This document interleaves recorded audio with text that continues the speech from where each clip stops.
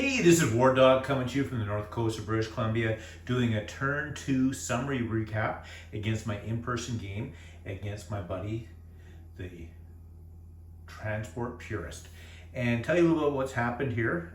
We had some pretty good battles up here in Britain. Germany has a substantial navy now. You can see they have 2 battleships, 4 destroyers, lots of subs. My green ships are 3, of course the white ship is 1, and the 1 transport. This is a coastal battleship. That's actually one of my original Axis and Allies pieces from way back in 1984. I just painted it black. And Britain now has, over in Canada, up to 4 destroyers, 1 transport, and a French cruiser that I rolled for.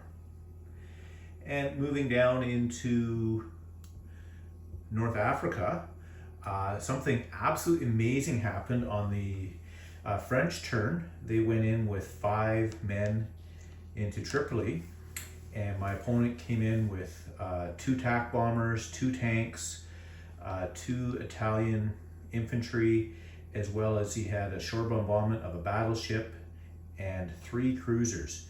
And with all those dice rolls, he scored exactly 0 hits.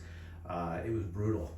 And he ended up getting 2 hits on a second go around, and I took out both planes, both tanks, both men, and only lost 2 French soldiers. So that was quite something. Britain landed in Rio de Janeiro, so I'm back there now. And this transport here with 1 man, that started the game in British Columbia. It's come all the way along here. And just go to the left here. When I talk about the United States, I'll talk about how there's a large fleet just to the west of Panama. He is gearing up to go into Russia on turn. He usually goes in turn 4 or 5, but I suspect it might be turn 4 this time around. He did go into the 2 Nordic countries here. He went in here and also up into Narvik. And I'll see if I can zoom in even more here. I think he knows that I like to go into Finland. So he's actually built a military base here, plus he's able to place units here. So he has, there's a red ship there, that's 5 plus 3, that's 9 men. Russia did go into this territory here, so I got a little bit of bonus my last turn there. I got a $1 for owning that. And I have a lot of forces in Leningrad and right up here in Karelia.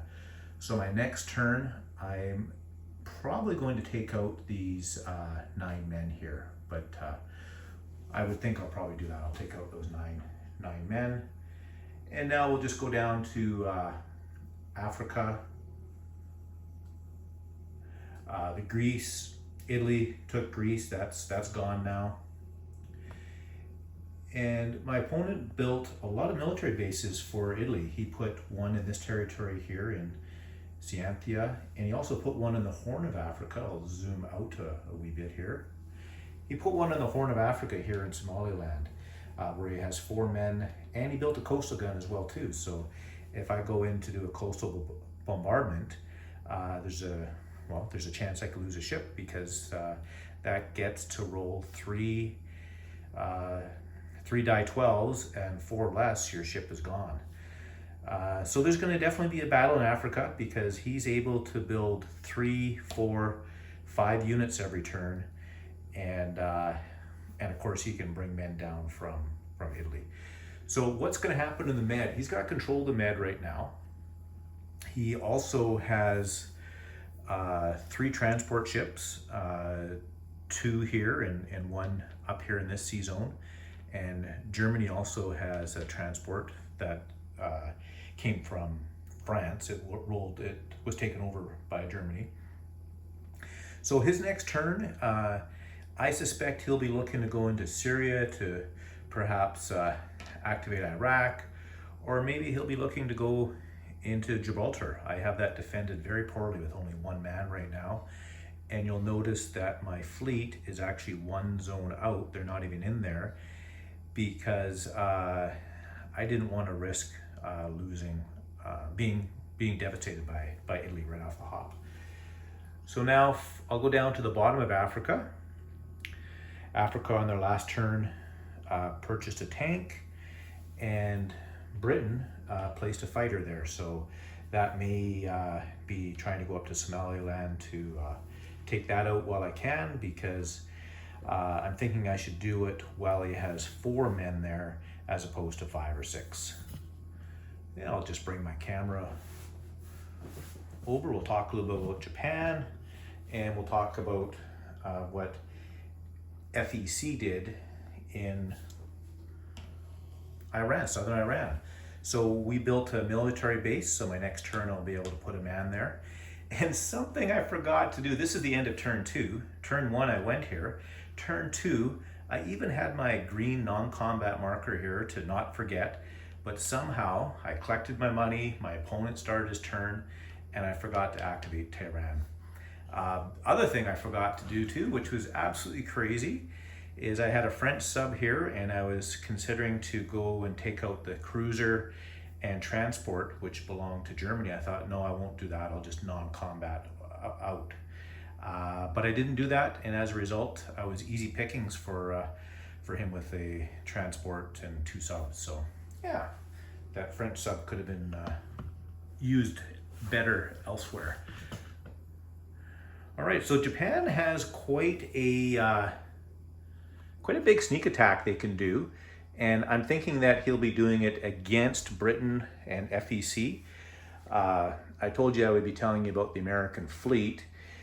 On this task force marker, that entire fleet there, which is a loaded carrier, 2 battleships, a couple of transports, a couple of cruisers, and a sub, they're all sitting in the Atlantic, or they're all sitting on the west coast of Panama right now, far away from my opponent. And my opponent, he built a military base for Japan. He popped one in the Caroline Islands, so I guess that means he's going to put a man there every turn, and he also put a pillbox in, which is a automatic kill, and he put in a coastal gun as well too. So that is well defended. And currently right now, this is 1, 2, 3 spaces. So my Anzac fleet is safe here, but I suspect at some point I'm going to have to hightail it to go underneath southern Australia, because that's what I'd be doing. I'd be trying to take out that fleet. Anzac has some of the money islands. They've taken here, here, and here. Oh, didn't have my marker. Here, here, and here. FEC has $4 and $4. So they've gotten some money. And I'll just back up here again. And what I've done in Calcutta is I currently have 9 men in Calcutta, a fighter, 1 tank, and I purchased another destroyer. So I currently have 3 destroyers there, a cruiser and a battleship and a carrier, and just the Swordfish, which only defends and attacks at a 3. And I also put a destroyer here and a destroyer in C-Zone 69. So if and when he decides to come in, he will have to utilize his ships before he gets to Calcutta. And this last go around here, KMT, interestingly enough, has all of their original territories, less Kwangtung, but they've taken over this one here, Shanxi. So they're still getting a lot of money. That won't go on forever though. I suspect at some point he's going to push in. Japan, my opponent, has 2 minor factories here and also in Peking.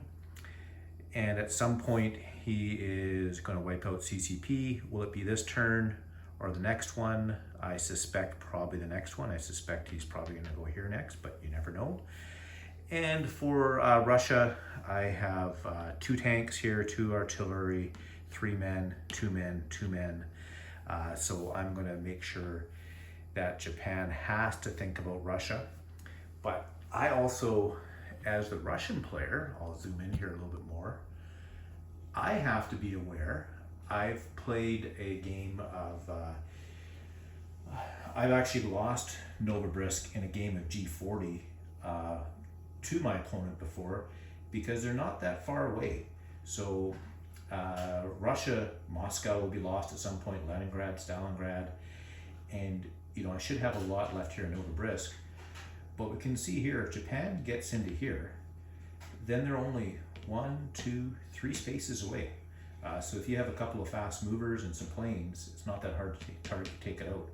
We always think about it would take Japan a long time to go 1, 2, 3, 4, 5, but if they're already here, they're not far away. So that is the turn recap, the end of turn 2, and look forward to telling you more as we go along. War Dog out. Talk to you again soon.